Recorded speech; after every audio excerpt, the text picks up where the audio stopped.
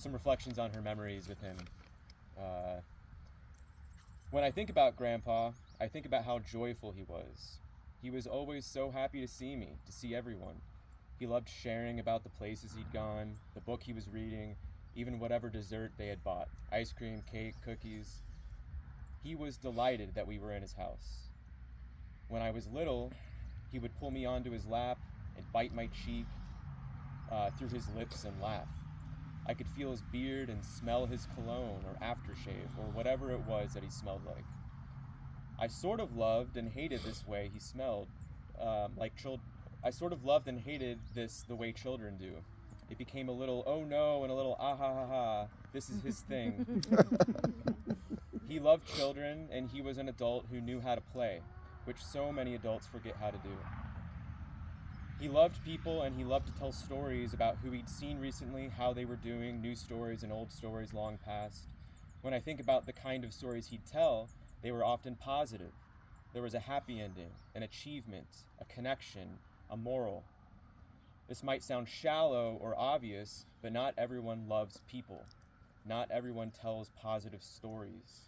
Some people love to complain.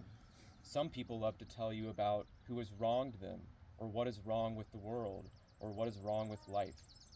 This is fine, too. This has its place.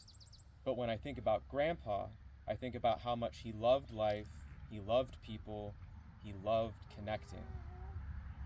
As a kid, I was a picky eater who didn't eat mixed up foods.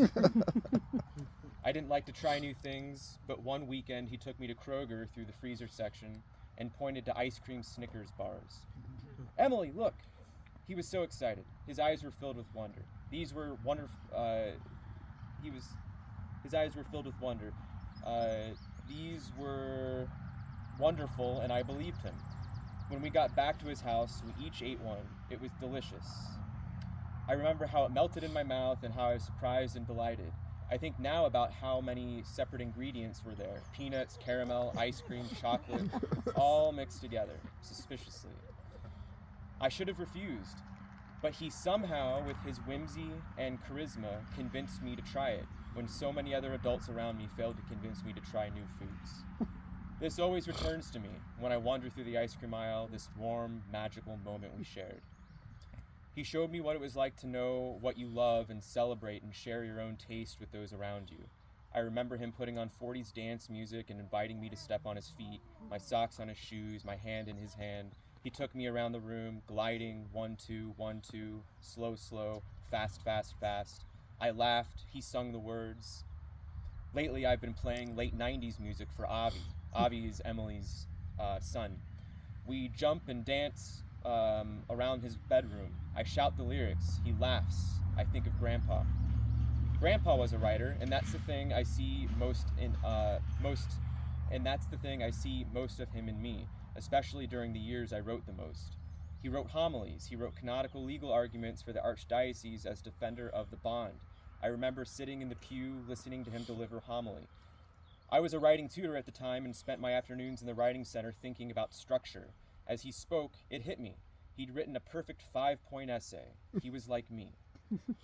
Grandpa, and Grandma too, were deeply devoted to the Catholic faith. So, when I decided to convert to Judaism, the thing I was most afraid of was disappointing them. I shouldn't have been. I should have remembered that when Grandpa met Joachim, he led a prayer to the God of Abraham, Isaac, and Jacob, a Jewish prayer on Christmas Eve, just to make my boyfriend feel welcome. Where is it? I have this in pictures, so I'm like, we hear you're going to be a Jewish woman, he said to me. That's good. Where am I? Oh, sorry. We hear you're going to be a Jew. He said, that's good. He always asked me if I was going to synagogue.